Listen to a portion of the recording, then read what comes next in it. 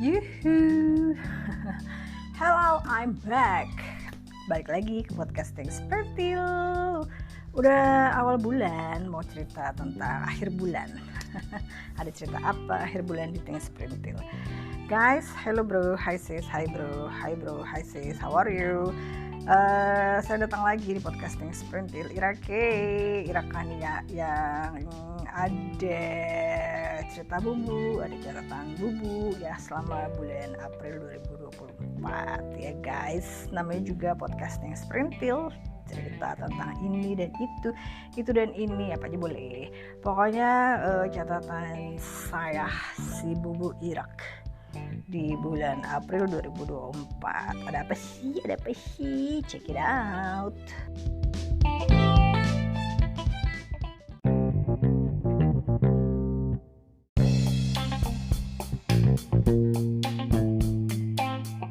I'm back. Irake, balik lagi di podcasting sprinting. Hai bro, hai sis. Aduh, gimana lebarannya kemarin guys? Saya sih gak kemana-mana ya, di rumah aja kayaknya. Ya jalan-jalan itu aja paling ya, lebaran ketemu keluarga lah udah pasti ya guys. So balik lagi di podcasting sprintil di episode keempat tahun 2024. Itu saya mau cerita ada apa sih ya selama bulan April kemarin. Cerita April yang diceritakan di bulan Mei. Gak apa-apa deh, yang penting kan podcast sebulan sekali, namanya juga podcast sebulan sekali yang ngebahas ada apaan sih this and that things selama di dunia maya dan di dunia nyata ya. Selama April kemarin itu ada apa ya? April semua orang kayaknya udah disebutkan dengan lebaran ya, terus mudik karena lebarannya kan kemarin tanggal 10-11 ya. Untungnya seperti biasa kan lebaran kadang-kadang suka ada yang duluan, ada yang enggak ya. Tapi alhamdulillah tahun ini tuh 10-11 banyak yang kompak, lebarannya barengan. Jadi senang sekali rasanya ya kan. Terus ya udah biasa deh lebaran ketemu keluarga kan.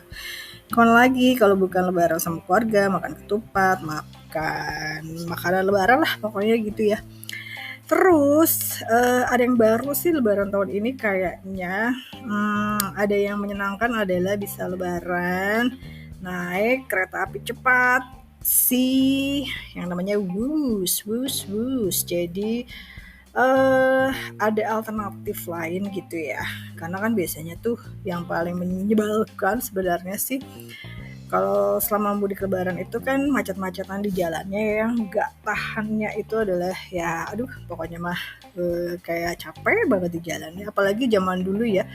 Kalau misalnya saya masih kecil tuh, zaman saya SD, SMP, SMA gitu ya, masih jalannya kan harus mau ke Bandung mudik aja harus lewat Padalarang ya kan, terus lewat Puncak, terus ya pokoknya saya sampai menyebutnya namanya kalau udah jalan yang di deket apa tuh gunung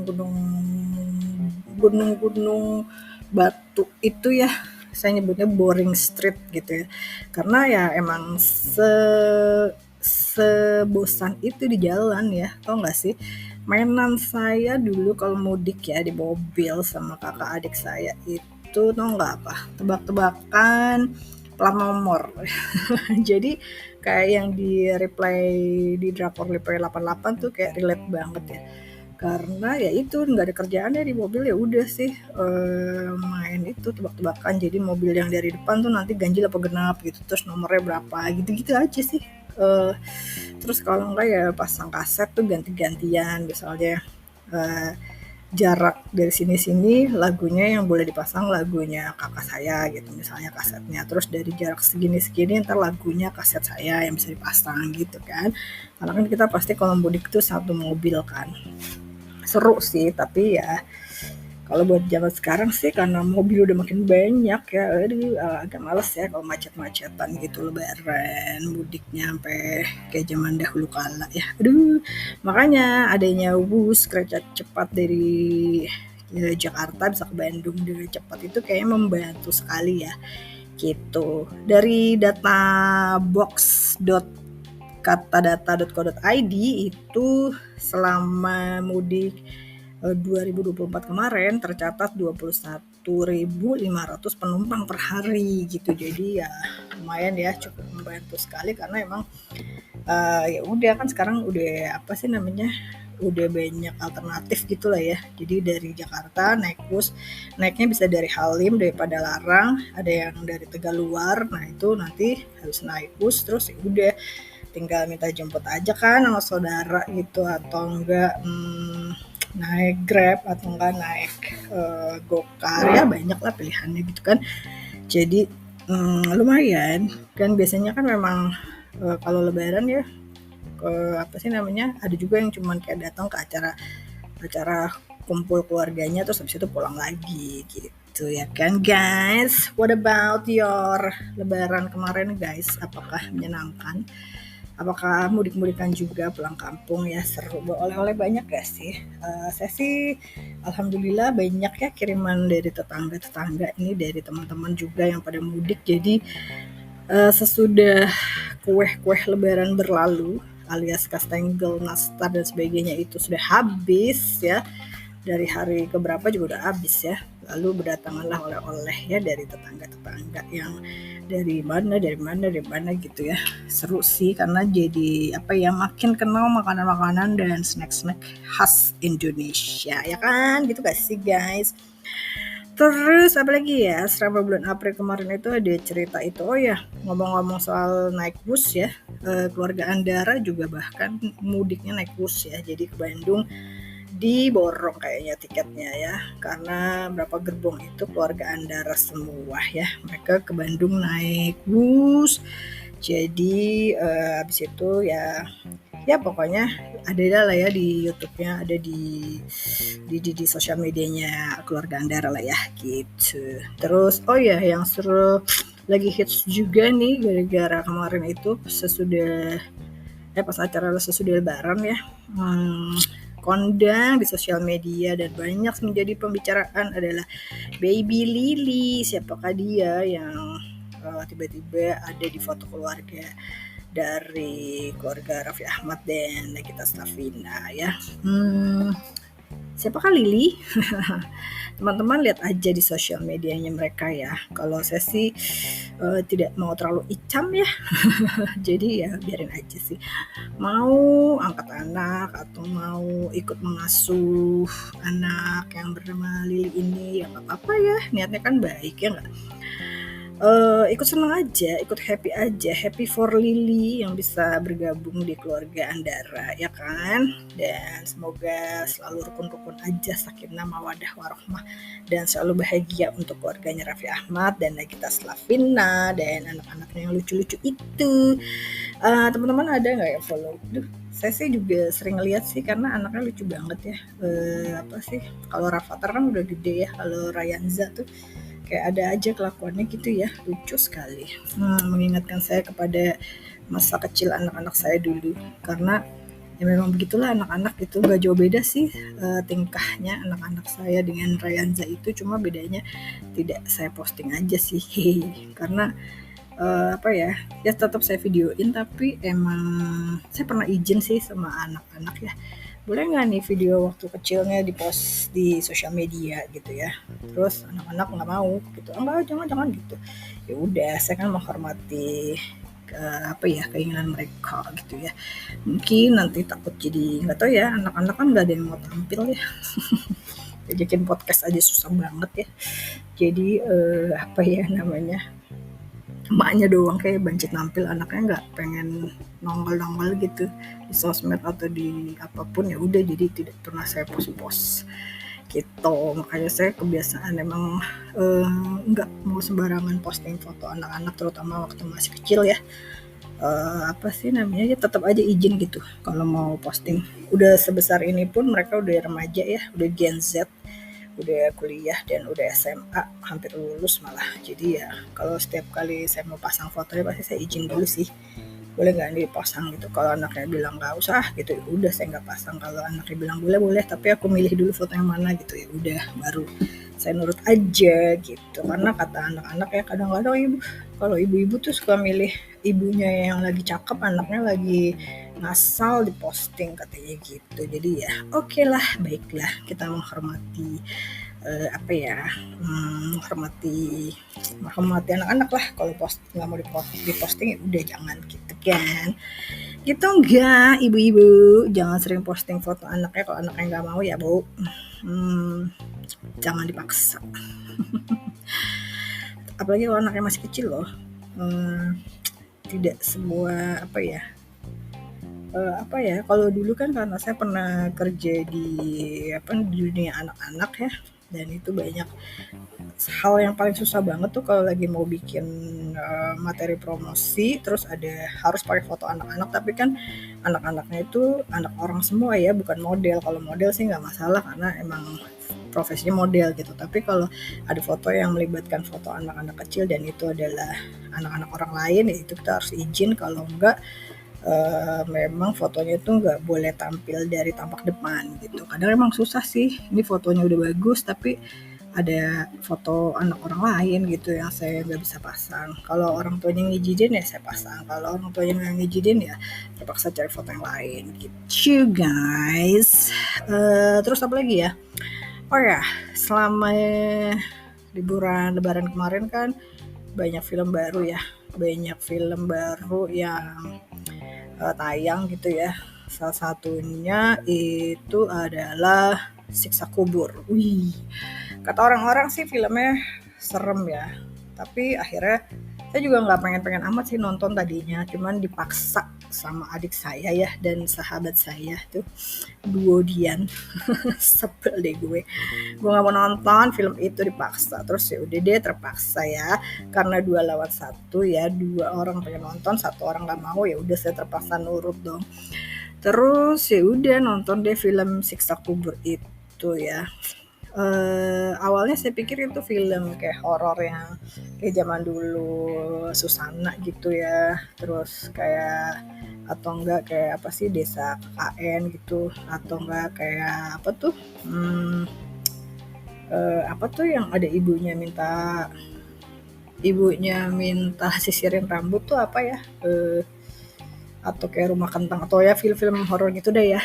eh, saya pikir kayak itu gitu, tapi ternyata itu kalau menurut saya sih bukan horor yang seperti itu ya, malah Siksa Kubur ini cukup dalam gitu ya kalau menurut saya ya. Filmnya ini memang serius, dan filmnya itu kayak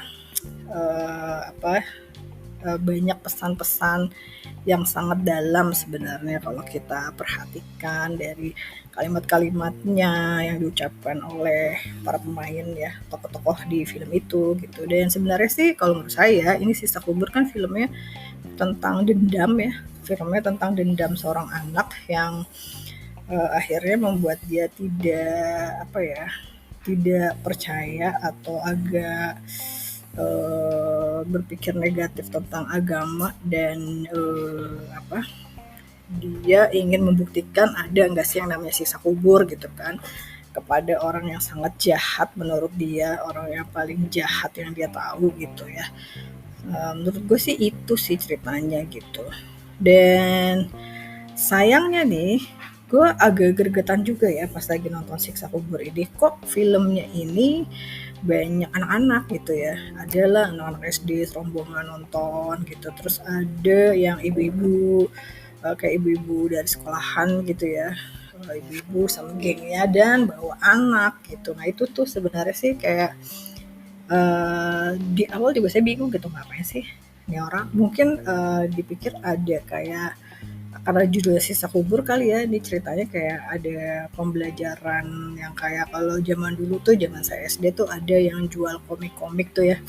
Jadi dulu saya SD di Bandung ya, ada pasar tuh, di pasar Lodaya ada toko komik ya, suka ada komik Petruk Gareng gitu, terus ada komik-komik yang cerita tentang neraka gitu gitu ya. Mungkin ibu-ibu ini menyangka ceritanya sama kayak gitu gitu ya, akhirnya bawa anak-anaknya ikut nonton. Tapi padahal ini sama sekali bukan untuk anak kecil ya guys. Jadi film Siksa Kubur itu memang ada tulisannya 17 tahun ke atas juga gitu. Makanya saya heran kok pada bisa lolos ya bawa anak masuk gitu. Mungkin pada saat beli tiket kan anaknya nggak diajak kali ya, atau jadi lolos-lolos aja gitu. Tapi pada saat masuk ke dalam tuh harusnya kalau 17 tahun ke atas 17 tahun ke bawah tuh belum nggak boleh masuk ya harusnya ya gitu, karena ceritanya tuh kalau anak kecil nonton ya bisa bikin trauma ya kalau menurut saya. Terus ceritanya juga memang buat dewasa kan, bukan untuk anak-anak gitu. Ceritanya ada tentang ya gitu, jadi ntar kalau gue ceritain gue jadi spoiler dong untuk yang belum nonton. Jadi kalau buat ibu-ibu yang FOMO, takut gitu ketinggalan berita belum nonton Siksa Kubur ya, sabar-sabar aja sih, nggak usah sampai nekat bawa anak gitu nonton cerita ini ya, kesian loh anaknya nanti jadi trauma nggak sih, atau teringat-ingat, atau karena banyak adegan yang tidak layak untuk ditonton anak-anak sih kalau menurut saya ya. Jadi please parents be wise. Jadi kalau menurut saya sih lihat-lihat lagi dong ibu-ibu ya kalau menonton ceritanya, lihat reviewnya. Terus kalau emang sudah jelas-jelas ada tulisan 17 tahun ke atas gitu ya, nggak usah dibawa anaknya ya kan. Kalau ibunya FOMO ya tahan-tahan aja bu gitu, nanti juga lah pasti biasanya kan filmnya tayang di yang bisa nonton berbayar gitu lah ya, kayak di Netflix, VTV atau apalah gitu kan, biasanya lama-lama juga masuk ke situ ya gitu. Jadi sabar-sabar aja, nggak usah FOMO gitu kan ya guys, ya bu, ya ladies, ibu-ibu, please please please banget ya, kalau ada film-film yang memang tidak buat anak kecil nggak usah dibawa anak ya bu, please please. Yang saya heran ya pas lagi saya nonton Siksa Kubur itu ya, eh, kok sepi banget gitu ya, saya bingung deh kok yang teriak cuma gue doang bertiga ya, sama saya nonton sama adik saya sama sahabat saya, bertiga gitu, kok kita doang yang berisik gitu ya, sementara yang lain kok antang-antang aja gitu. Apa mereka tutup kuping pakai earphone sambil denger lagu atau apa gitu ya, kok yang lain pada anteng ya, atau udah biasa nonton film yang gitu ya. Karena memang bukan yang, kan saya bilang bukan horor yang kayak hantu-hantu gentayangan gitu, bukan, tapi memang ada sama seperti horor lain, sama cerita, sama bukan horor apa ya, sama seperti cerita yang kayak gitu kan suka ada yang bagian jeng-jeng gitu ya kan, apa sih ngaget-ngagetinnya lah gitu. Tapi kok nggak pada kaget ya, gue doang yang teriak, gue bingung deh tuh, apakah mereka bukan orang. Ting poek, aduh, maaf saya batuk. Terus satu lagi ya, selama bulan puasa tuh saya nahan-nahan diri untuk tidak menonton drakor ya, karena biasanya saya selalu bukan FOMO ya, tapi kalau memang ada drakor yang ceritanya bagus gitu pasti saya nonton gitu ya, buat menghibur. Tahu nggak buat apa hiburan saya itu nonton drakor ya, sambil nyetrika guys. Karena saya sudah lama tidak pakai ART, jadi dari dulu tuh kalau nyetrika tuh pasti sambil nonton film atau serial apa gitu ya. Waktu anak-anak masih pada bayi mah saya nontonnya serial Friends gitu ya. Kesini-sininya kan mulai drakoran lah gitu. Nah sekarang sih jadi kalau nyetrika tuh sambil nonton drakor gitu ya guys. Nah kemarin tuh pas lagi bulan puasa ya, ditahan-tahanin nggak pengen nonton drakor gitu ya. Nah terus akhirnya sesudah lebaran baru deh tuh gue maraton, karena kan libur lumayan panjang juga ya. Jadi ya udah nonton deh gue Queens of Tears. Seru ya, seru sih. Apa ya? Tapi kalau menurut saya sih Queen of Tears ini kalau saya pribadi ya, saya masih lebih senang Crash Landing on You sih. Dan si Queen of Tears ini hebatnya dia menjadi drama dengan rating tertinggi sepanjang masa, mengalahkan Crash Landing on You gitu ya.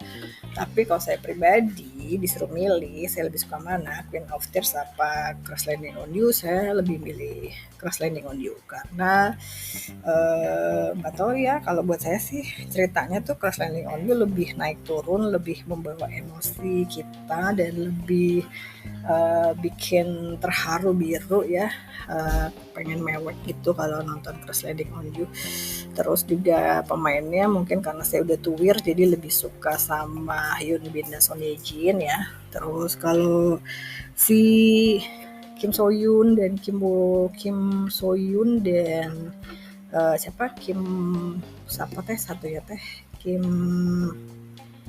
Kim Ji Won. Nah, Kim Ji Won dan Kim Soyun sih dua-duanya juga cantik dan ganteng ya. Cocok sih dua-duanya. Tapi nggak tahu, saya kayak lebih senang Crash Landing on You aja.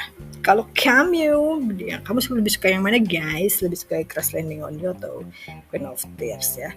Kata orang Queen of Tears bikin termewek-mewek dan bikin nangis bombay. Tapi saya sih belum ya.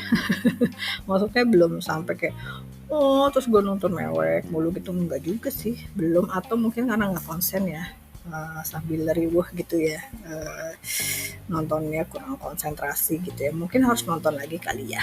Tapi overall itu Queen of Tears itu seru sih, lucu, terus gregetan juga nontonnya. Terus kata orang sih chemistry-nya Kim Soyun sama Kim Ji Won tuh cocok banget, alias sampai kayak orang-orang tuh gregetan pengen ngejodoh-jodohin mereka gitu ya.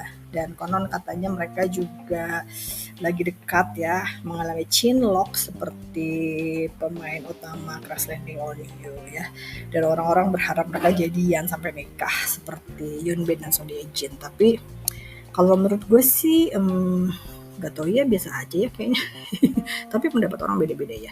Kalau menurut gue sih chemistry-nya biasa aja sih, nggak terlalu gimana gitu, tapi cocok dua-duanya, cantik, ganteng, enak dilihat. Terus actingnya juga oke banget, apalagi Kim Soyun ya, kayaknya gampang banget nangis gitu ya, dia kayak ada keran gitu ya di air matanya tuh. Jadi kalau misalnya adegan nangis, udah tinggal dibuka kerannya terus nongol gitu air matanya. Kayak enggak terlalu effort yang gimana-gimana gitu buat adegan nangis, kayak gampang banget gitu.